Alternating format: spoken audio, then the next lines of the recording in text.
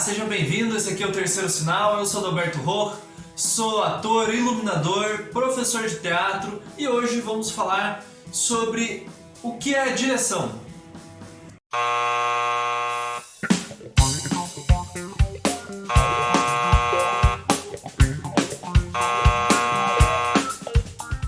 Se você já está por aqui faz um bom tempo, você já sabe que tem uma playlist toda falando sobre do que é feito o teatro, sobre os que acaba falando sobre os profissionais que estão envolvidos, sobre todas as etapas da criação do teatro, né? Então, falamos sobre atuação, sobre dramaturgia, sobre cenografia. Se você não assistiu nenhum desses vídeos, vai lá depois desse vídeo aqui e assiste tudo que vai ser bom para você. Se você quer entender como funciona o teatro, vale a pena assistir toda essa playlist. E para complementar essa playlist, para a gente falar um pouco mais sobre como que funciona o teatro, do que ele é feito, quem que faz parte, hoje vamos falar sobre direção. A direção teatral, mais especificamente, né, é uma etapa do processo de criação teatral, é um setor dentro dessa criação toda que vai juntar as ideias, que vai gerenciar essas ideias. Então a gente já falou sobre a dramaturgia vai escrever o texto, vai dizer, né, em formato de texto aquilo que vai para a cena. O ator ele vai pegar aquele texto, vai pegar a proposta de direção. Então o ator ele vai levar aquilo pro palco, né, na presença ali do ator, do que ele vai falar, do que ele vai fazer, que vai mostrar o que é uma peça de teatro. Então a cenografia vai dar um ambiente, a luz vai aparecer ali, vai né, clarear ou por vezes vai escurecer e aí você vai poder enxergar aquilo conforme que a luz vai trazer para você. Mas tudo isso vai se organizar, vai se conciliar de uma forma assim, que vai apontar para tal lado ou para outro, através da direção. Então, quando você tem o conjunto dessa obra toda, você tem a direção, dizendo o que é que ela quer. Tem a ver com direção, né, com esse nome, porque né, vai dizer qual o caminho que você vai percorrer. Por exemplo, você assiste uma peça e ela vai ser uma tragédia mesmo, e vai ter cara de tragédia e tudo vai realmente se encaminhando para ser uma tragédia. Não é só porque o texto é uma tragédia, mas porque a direção fez aquilo ser uma tragédia. Porque se no meio do caminho ficou engraçado a tragédia, ela não virou uma tragédia mesmo. Ficou uma tragédia que deu errado, pode ter ficado engraçado, a pessoa saiu de lá achando que era uma comédia. Então, para que aquilo chegue aonde de fato as pessoas estão se propondo, tem que ter uma direção, que vai ser um departamento ali que vai dizer, olha, a proposta do nosso espetáculo é chegar em tal lugar, a gente quer sair de tal ponto e seguir até tal ponto. Então basicamente é esse setor, esse grupo de pessoas que vão trabalhar em prol disso, ou a pessoa, né, se for só um diretor que vai fazer isso. Então a direção é basicamente esse setor que faz dar essa coerência nesse lugar. E o que ele faz é basicamente esse gerenciamento, esse caminho todo, esse guiar como que vai acontecer o espetáculo. Até do momento onde, alguém teve a ideia de fazer o espetáculo, alguém escreveu o texto, alguém quis fazer parte daquele elenco, até o momento onde aquilo realmente aconteceu, a direção vai guiar todo esse percurso de uma ponta até outra para que tudo seja coerente, né? Para que tudo tenha uma mesma cara, para que tudo vá para o mesmo lugar e as pessoas saiam do teatro tendo uma percepção não parecida, mas que elas tenham alguma percepção daquilo e que não fique cada um vendo um espetáculo, né? E desde quando que existe o diretor de teatro? É uma profissão ou uma atividade que vai aparecer bem claramente na história do teatro, na história da arte, a partir do século XIX para o século XX, nessa transição de um para o outro que vai começar a ter essa ideia. Por quê? Até então, o que tinha? Tinha o dramaturgo que escrevia, né, a peça. Tinha meio que o produtor, que é o cara que ia lá organizar a criação do espetáculo, alguma coisa meio assim. Você poderia ter uma pessoa que fosse assim, o ensaiador, que ele pegava e ensaiava o elenco, se vamos repassar as falas, uma coisa assim. Ou o cara também às vezes era um ensaiador, mas que ele ia ensaiando o elenco no palco ali para que as pessoas, além de passar as falas, soubessem aonde que elas iam estar, para não se bater, mais coisas práticas assim. Mas via de regra as pessoas seguiam o que estava no roteiro. Tanto que Aristóteles, quando vai analisar na poética sobre falar sobre tragédia, sobre o drama, sobre o que é épico e não sei o que, o Aristóteles ele vai se basear muito mais em questão do texto, porque era o texto que guiava as pessoas. Então as pessoas pegavam aquele texto e iam fazer lá no palco, assim, no texto dava uma ideia de indicação, né, uma coisa como que ia ser alguma coisa ou outra. Obviamente os caras, né, pensando na Grécia lá do Aristóteles, né, obviamente as pessoas que estavam encenando eram homens, então se tinha um personagem feminino era uma máscara, uma roupa que ia dizer, meio que não tinha novidade nesse sentido. No século XIX para XX, você vai ter a figura do Antoine, que, por exemplo, que vai ser um cara que vai começar a pensar, cara, em vez da gente só ensaiar os atores ali e tudo mais, por que a gente não pensa em tudo ter uma mesma cara? Ele vem numa pegada do realismo ali, naturalismo, e aí esses caras, assim, esses pensadores do teatro, eles vêm numa ideia de, então vamos deixar tudo bem real, bem parecendo real, ou bem próximo à realidade. Então, se no texto está dizendo que vai ter uma sala, vamos pintar um cenário como uma sala. Vamos deixar o ator interpretar mais próximo da realidade. O cara como um ensaiador, mas um ensaiador que não só organizava o ensaio, mas a encenação por completo. É mais ou menos por aí. Indico aqui para vocês que leiam um livro do Jean-Jacques Rubini, que é a linguagem da encenação teatral. É bem interessante para entender essa transição, essa criação disso. Ou também o da Margot Bertoldi, que é a História Mundial do Teatro. São livros que são muito importantes para a gente entender essa passagem de uma ideia para outra, onde você vai ter daí os caras discutindo sobre realismo, sobre chegar mais perto da realidade, sobre naturalismo, né? Você pegar e levar para o teatro uma ideia de natural, de você, se é dentro de um açougue que se passa a história, então vai ter carne, vai ter pingando sangue ali. E os caras começaram a discutir isso, o quanto você tinha que ter um cenário com uma mesa mesmo no palco, ou você poderia só dizer, tem uma mesa nessa casa.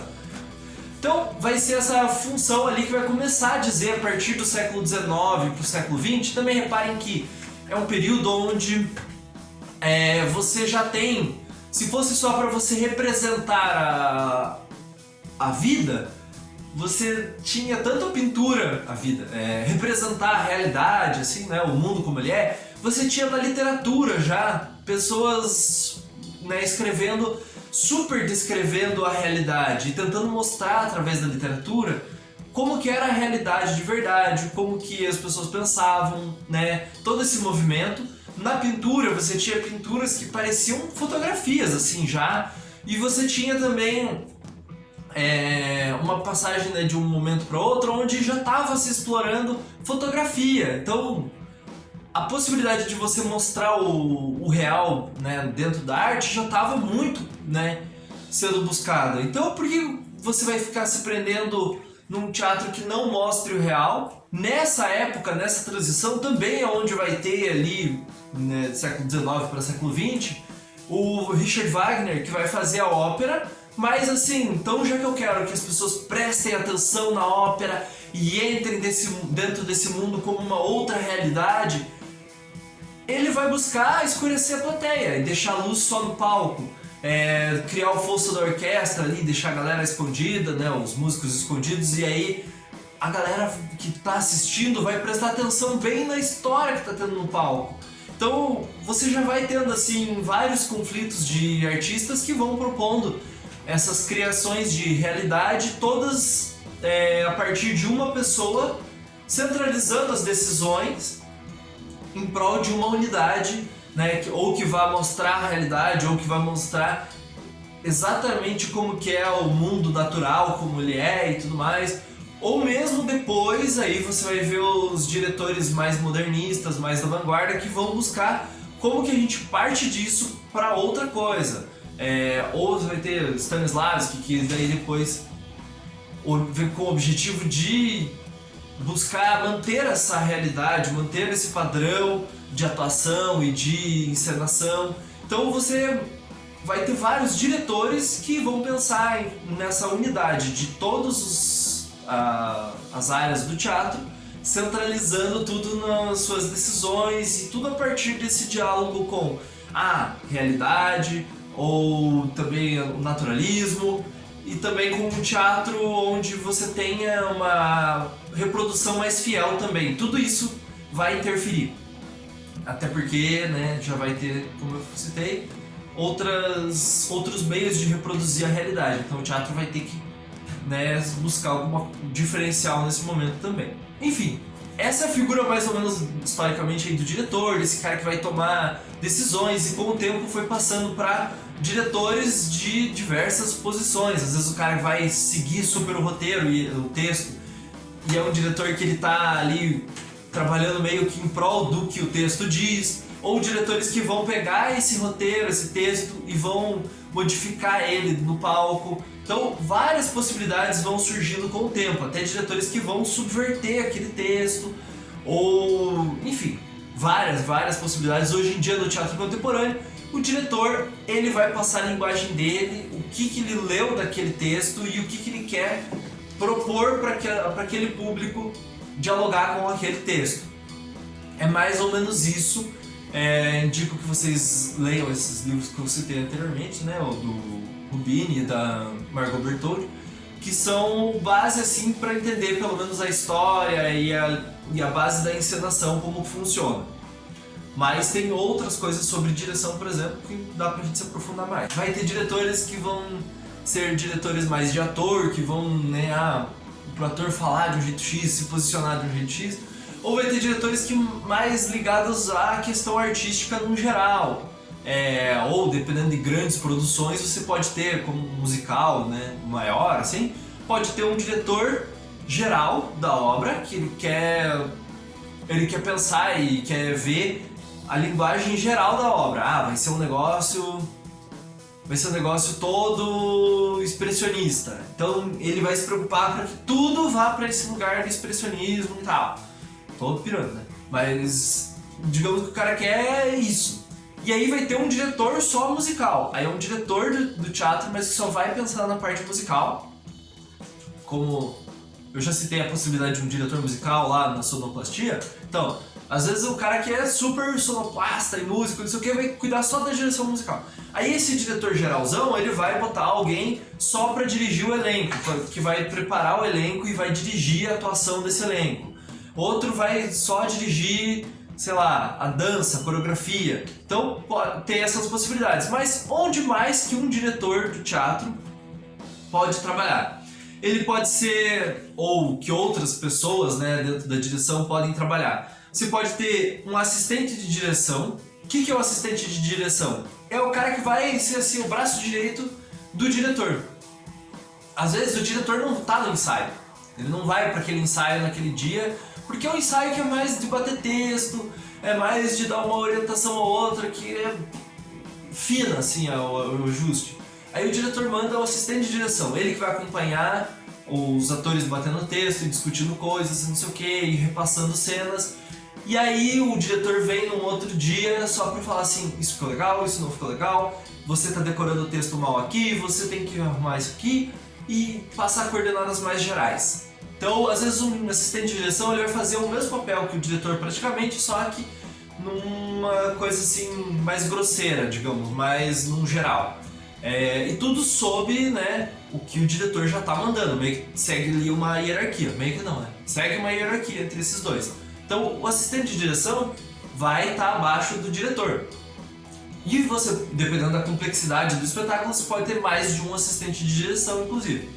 Sim, de fato, o diretor, né, que vai ser o cara que vai dirigir o espetáculo em si. Então, dependendo do tipo de companhia ou de espetáculo, pode haver uma hierarquia de o diretor ser o supremo, assim, né? Digamos, você vai ver o Shakespeare lá, a peça do Shakespeare, que foi feita pelo Antunes Filho. Você está indo ver a obra de um dramaturgo, mas que o que vai dar o martelo final, que vai trazer a concepção dele, é o diretor Antunes Filho. Então você quer saber o que aquele cara que se colocou numa hierarquia maior até ali do que o roteirista, né, do que o Shakespeare, e do que todos os outros, ele vai passar a visão dele ali. Mas você pode ter espetáculos onde a direção ela não é tão hierarquicamente mais forte do que os outros. É uma direção que ela vai pegando tudo que os outros trazem e ela vai apenas ali conciliando e direcionando assim o que combina, o que não. E o grupo todo tá ali junto, mas tem alguém que assina a direção no sentido de eu que organizei isso aqui, mas todo mundo meio que foi parte ali e a pessoa não tem tanto uma mão tão forte assim no trabalho. Isso não vai alterar em questão de qualidade, isso vai alterar só em questão de como que essa mensagem vai ser passada. Assim, não que eu digo não que o diretor que ele é mais mão firme, tudo é na responsabilidade dele, é melhor ou é pior, tá? Também você pode ter um preparador de elenco. É uma outra função que eu acho que é muito mais próximo da direção dentro do teatro, mas que é uma função assim que ela vai ser uma pessoa mais focada na preparação do elenco, dependendo do tipo de espetáculo que você vai ter. Pode ser que tenha alguém só para preparar o elenco, só para ensaiar com o elenco, e que nem seja assim o diretor mesmo ou um assistente de direção. Ou até pode ser um assistente de direção, mas que só vai ficar na parte do elenco. Então, às vezes o cara nem está preocupado com posicionamento no palco, com a luz, com o cenário, o cara está preocupado com o elenco. Então, pode ser uma função dentro do teatro no setor da direção ali. E um diretor de teatro, alguém que é formado em direção, que estudou muito isso, ou que trabalhou muito com isso, onde que ela pode trabalhar fora do teatro? Você vai ter diretor que vai ter a possibilidade de aprender mais e correr atrás fora do teatro nas seguintes áreas: TV, cinema, balé, teatro já falei, ópera, nos shows por aí. A diferença é, no cinema tem uma outra linguagem, uma outra especificidade. Então o diretor de teatro, ele até pode ir pro cinema, mas ele, como, sei lá, você tem aí Lázaro Ramos. Lázaro Ramos é um cara que ele é ator de teatro, ator de novela, é diretor de teatro e foi fazer direção de cinema agora. Agora não, parece que foi hoje, assim. Mas tipo, foi fazer direção de cinema também. Mas é um cara que já vem de um estudo do cinema, já, né? Tem toda uma outra pegada, o cara também dialoga com a TV. Ele é ator em todas essas áreas, né? Tanto no teatro, TV e cinema. Então tem uma outra relação, mas é mais próximo ali nesse sentido de direção, né? De ter ido migrar para a direção do cinema. Direção de TV, tem pessoas, sei lá, que às vezes ela é ator, aí tá no teatro, ou vai pra TV, e daí dentro da TV, pra ela, ou é ator, ou é diretor também já, e daí vai pra TV e acaba tendo a possibilidade de dirigir, porque a direção na TV vai ser uma outra linguagem também, mas alguma coisa se assemelha, pelo menos, sei lá, com relação a dirigir o ator. Às vezes a pessoa, ou dirigir a cena em si, às vezes a pessoa já tem esse tino, então tem a possibilidade. Shows, às vezes a pessoa que é um bom diretor de teatro, ela vai ser contratada para trabalhar no show só cuidando da direção geral do evento, da questão visual, de repente é um diretor mais artístico. Então, acho que era um documentário do Sandy Júnior no Globoplay. Eles citam que contrataram num determinado momento da carreira deles um diretor de teatro que manjava bastante de teatro para ir dirigir o show deles, para pensar melhor como que ia ser o show, tanto em questão de movimentação, em questão de cenário, como organizar tudo para que tudo tivesse a mesma cara. Então, às vezes é uma possibilidade para a pessoa. E o balé e a ópera são áreas que estão um pouco ligadas até ao teatro ali e que um diretor pode, né, ter a possibilidade. São outras linguagens também, mas como tem a ver com essa questão das artes cênicas, né, das artes da cena, então são áreas que às vezes até é mais fácil de um contato de um diretor de teatro migrar para lá para trabalhar também. Então, se tem alguma coisa que vocês gostariam de ter ouvido falar sobre direção ou querem que aprofunde mais, comentem aqui no vídeo. Compartilhe esse vídeo para todo mundo, para os seus coleguinhas, para quem vocês querem que escute isso aqui. Você acha que tal pessoa vai gostar de ouvir isso sobre direção?